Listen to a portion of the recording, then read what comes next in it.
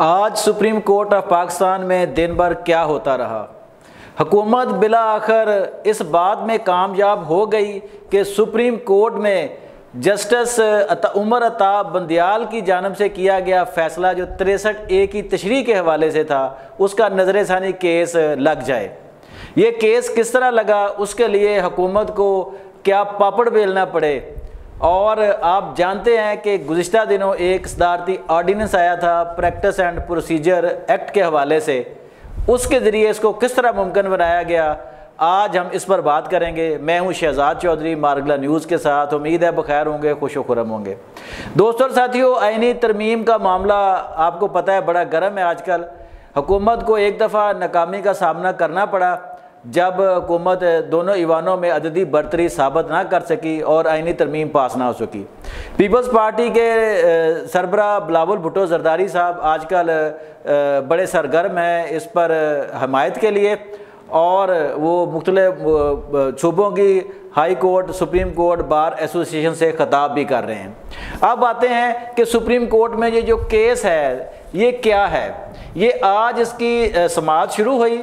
जिसकी बेंच की सरबराही जस्टिस काजी फाइज ईसा साहब कर रहे हैं, और उसमें दो सीनियर तरीन जज जो हैं जस्टिस मंसूर अली शाह और जस्टिस मुनीब अख्तर उस बेंच में शामिल नहीं है।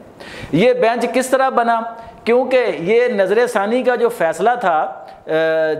उमर अता बंदियाल का किया गया, उस पर हुकूमत चाह रही थी कि ये फौरी केस लगे, लेकिन उसमें अमर क्या माने था। वो अमर ये था कि जब पहले ये फ़ैसला हुआ था कि जनाब एक जज जो है वो बेंच नहीं बनाएगा, यानी चीफ जस्टिस बेंच नहीं बनाएगा, उसके लिए एक कमेटी बनेगी जिसमें चीफ जस्टिस और दो सीनियर तरीन जज होंगे। अब उस कमेटी जो थी उसमें जस्टिस काजी फाइज ईसा साहब बतौर चीफ जस्टिस और दो सीनियर तरीन जज जस्टिस मंसूर अली और जस्टिस मुनीब अख्तर साहब शामिल थे। और वो दोनों जजेस थे वो एक ही स्कूल ऑफ जो है वो थॉट के जजेस हैं, और उन्होंने इस केस को नहीं लगने दिया, यानी मेजॉरिटी उनकी थी। 2-1 से वो कैसे केस लगता है जनाब। अब फिर हुकूमत ने क्या मामला किया ये आप सुनते जाएं ज़रा। बड़ी अहम तफसीलात हैं जो मैं आपके गोश गुजार करूँगा कि जब हुकूमत आईनी तरमीम करना चाह रही है उसके लिए 2/3 मेजॉरिटी जो है ईवान में वो हुकूमत के पास मौजूद नहीं है। हुकूमत ने पूरा जोर लगा लिया लेकिन मौलाना फजल रहमान को राम नहीं कर सकी। अब तरीका वारदात क्या बनाया गया हुकूमत ने वो मैं आपको बताऊंगा कि हुकूमत अददी जो बरतरी है अपनी 2/3 वो कैसे मुकम्मल करेगी। अब एक दफ़ा आर्डीनेंस की तरफ आते हैं कि हुकूमत ने आर्डीनेंस का सहारा लिया और सदर ममलकत ने वो आर्डीनेंस वज़ीर आज़म के एडवाइस पर जारी कर दिया, जिसके तहत अब ये जो जजेस कमेटी होती है ये किस तरह परफॉर्म हुई कि ये इसमें चीफ जस्टिस साहब, एक सीनियर तरीन जज जो हैं वो जस्टिस मंसूर साहब, और तीसरा जज जो है वो सीनियर नहीं होगा बल्कि वो नामजद करेगा चीफ जस्टिस उसको। जैसे ये आर्डीनेंस जारी हुआ तो जस्टिस काजी फाइज ईसा साहब ने उस आर्डीनेंस के ज़रिए, उस हुक्मनामे के ज़रिए फौरी तौर पर नई कमेटी तश्कील दे दी। यहाँ आपको एक और बात बताते जाएं कि कानून में आर्डीनेंस की गुंजाइश होती है लेकिन वो इंतहाई मजबूरी की हालत में या किसी हंगामी सूरत में होती है कि जब पार्लिमान तो मौजूद है लेकिन वो अपना किरदार फौरी तौर पर अदा नहीं कर सकती किसी भी वजह से, तब सदारती आर्डीनेंस आ सकता है जिसकी मुद्दत 4 माह होती है। ऐसा ही सदारती आर्डीनेंस जब इमरान खान की हुकूमत में आया था तो जस्टिस काजी फाइज ईसा साहब ने कहा था कि ये आर्डीनेंस जो लाना पार्लियामेंट की तौहीन है और सदर ममलकत का जो ऑफिस है वो आर्डीनेंस की फैक्ट्री बन चुका है। आज जस्टिस काजी फाइज ईसा साहब उसी आर्डीनेंस का सहारा लेकर वो जजेस कमेटी में तब्दीली करते हैं और जस्टिस अमीनुद्दीन साहब को शामिल करते हैं जस्टिस मुनीब अख्तर की जगह पे। अब जब एक बंदा चीफ जस्टिस का नामजद करता है उस कमेटी में तो डेफिनेटली फिर आपको सबको पता ही है कि जब वो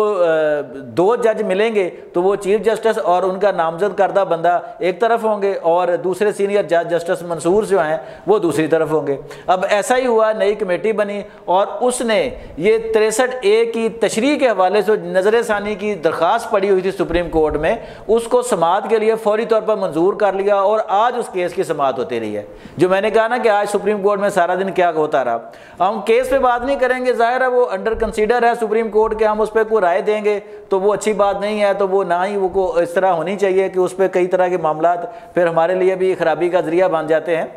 तो अंडर प्रोसीडिंग केसेस जो होते हैं उन पर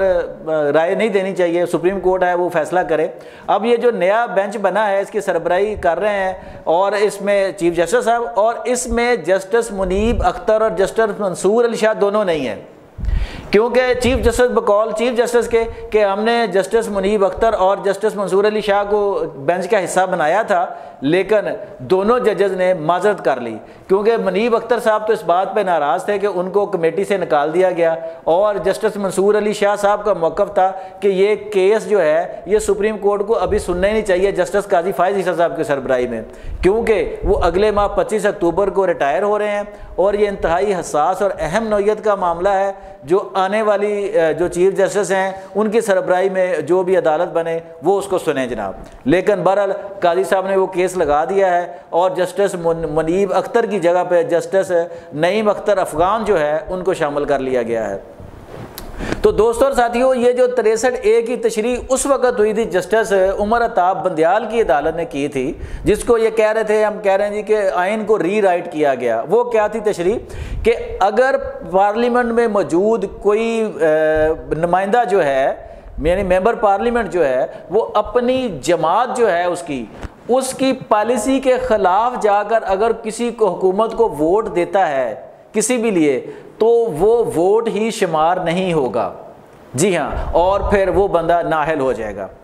तो अब ये जो मनमानी तशरीह उस वक्त तशरीह थी जिसको कह रही थी हुकूमत और अब लोग कि वो मनमानी तशरीह है, ये नहीं हो सकता कि वो वोट का वो काउंट ही ना हो ना। जैसे पंजाब में भी हुआ था कि हमजा के हवाले से वो मामला जो हमजा की गवर्नमेंट जब ख़त्म हुई थी तो वो जो वोट जो काउंट हुए थे वो तस्लीम नहीं किए गए थे। तो अब ये है कि अब हुकूमत ये चाह रही है, जो मैंने कहा ना कि मैं बताऊंगा कि हुकूमत अददी अपनी बर्तरी कैसे पूरी करेगी। हुकूमत ये चाह रही है कि जो जस्टिस उमर अताब बंदियाल की जानब से उस वक़्त के बेंच की जानब से की गई ये तशरीह कालअदम करार दे दी जाए, और हुकूमत जब ये आइनी तरमीम लेके आए, अगर मौलाना फजलुर रहमान साहब नहीं मानते इस तरमीम पे किसी तरह भी, तो जो PTI है या उसके जो बाकी जो वो है सुन्नी इत्तेहाद कौंसिल के नाम पर जो लोग वहाँ मौजूद हैं या किसी तरह उनमें कोई नकब लगाई जाए, उनके 10 से 15 लोग जो है ना वो वोट कर दें आइनी तरमीम के हक़ में, हुकूमत के हक़ में जो है ना, और उनके वोटों को तस्लीम कर लिया जाए यानी शुमार कर लिया जाए और वो तरमीम मंजूर हो जाए। अब वो अगर वोट करेंगे तो पॉलिसी के तहत वो मुनहरिफ गिने जाएंगे और उनकी रुकनीत ख़त्म हो जाएगी। तो उनको इस बात पर कोई मसला नहीं है कि अगर बाद में उनकी रुकनीत ख़त्म होती है तो हो जाए, या वो 5 साल के लिए नाअहल होते हैं तो हो जाए, कोई इशू नहीं है जनाब, क्योंकि गवर्नमेंट के पास 20 तरीके होते हैं लोगों को एडजस्ट करने के कि उनका कोई और बंदा जो है वो जीत के ज़िमनी इलेक्शन में आगे आ जाएगा, हुकूमत उसको सपोर्ट करेगी। अब मकसद हुकूमत का ये है जिसके लिए ही वो आर्डीनेंस लाया गया था, प्रैक्टिस एंड प्रोसीजर